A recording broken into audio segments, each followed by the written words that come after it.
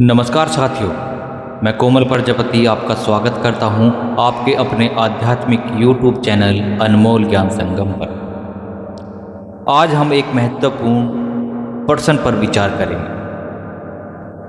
क्या आप स्वयं अपने मित्र हैं या अपने ही शत्रु? शायद आपने सुना होगा, जैसा बीज बोओगे वैसा ही फल पाओगे।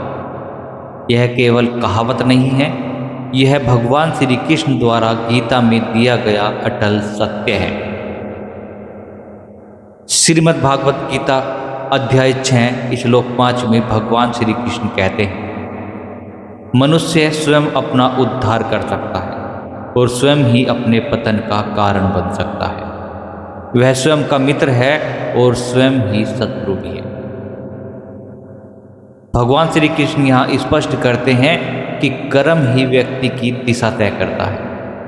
यदि हम शुभ कर्म करते हैं, जैसे कि सत्य बोलना, परोपकार करना, अहिंसा में विश्वास रखना, योग्य स्थान पर दान देना, गाय, वृद्ध, विद्वान और ब्राह्मणों की सेवा और धर्म का प्रचार, तो ये कर्म ईश्वर को प्रिय होते हैं और ईश्वर स्वयं उन पर कृपा करते हैं।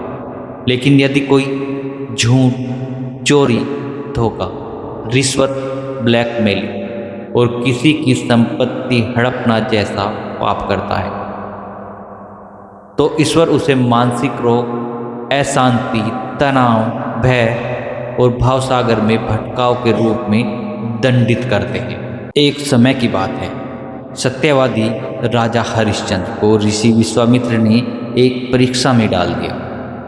उन्हें अपना राज्य, परिवार और यहाँ तक कि पत्नी और पुत्र को भी त्यागना पड़ा। उन्होंने शमशान में काम किया, लेकिन सत्य नहीं छोड़ा। क्या मिला उन्हें? ईश्वर ने स्वयं उनकी परीक्षा समाप्त की। उन्हें पुनः राज्य दिया, परिवार वापस मिला और अमर कीर्ति मिली। जो व्यक्ति सत्य और धर्म से नहीं डिगता, भले ही कष्ट सह ले, अंततः वही विजय होता है।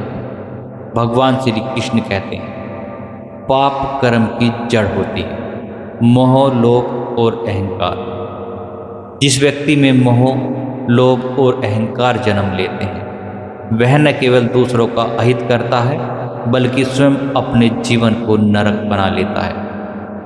आजकल कई लोग झूठ बोलकर दूसरों को धोखा देते हैं, संपत्ति हड़पते हैं, रिश्वत लेते हैं। उन्हें लगता है कि वह बहुत चतुर है, लेकिन क्या वे चैन की नींद सो पाते हैं?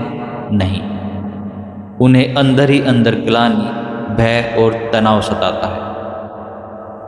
एक बार एक व्यापारी ने बहुत धन कमाया, पर वह झूठ, चोरी और मिलावट से व्यापार करता था। धीरे धीरे वह बीमार रहने लगा, नींद उड़ गई, परिवार में कलह होने लगी।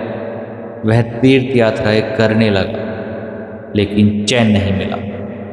एक संत ने उससे कहा, तूने जिस धन को अधर्म से कमाया, वह तुझे दुख के सिवा कुछ नहीं देगा। अब भी समय है, शुभ कर्म कर। व्यापारी ने मन से पश्चाताप किया, सारा काला धन दान कर दिया और ईमानदारी से जीवन शुरू किया। कुछ ही समय में उसे मानसिक शांति, स्वास्थ्य और परिवार का सुख मिलने लगा। देर से ही सही, जब भी हम शुभ कर्म शुरू करते हैं, ईश्वर कृपा करने लगते हैं। हम सबको यह विचार करना चाहिए, क्या मैं अपने कर्मों से अपने जीवन को सुखी बना रहा हूँ या दुखी? क्या मैं सत्य और धर्म के मार्ग पर हूँ या कपट और स्वार्थ के मार्ग पर?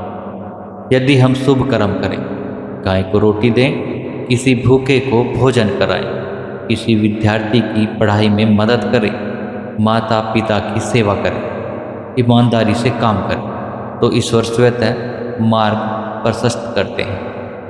भगवान श्री कृष्ण गीता में कहते हैं, यदि हम भगवान को स्मरण करके शुभ कर्म करें और पूरी श्रद्धा से उनके चरणों में जाएं, तो वे हमारे सारे पापों का नाश कर देते हैं।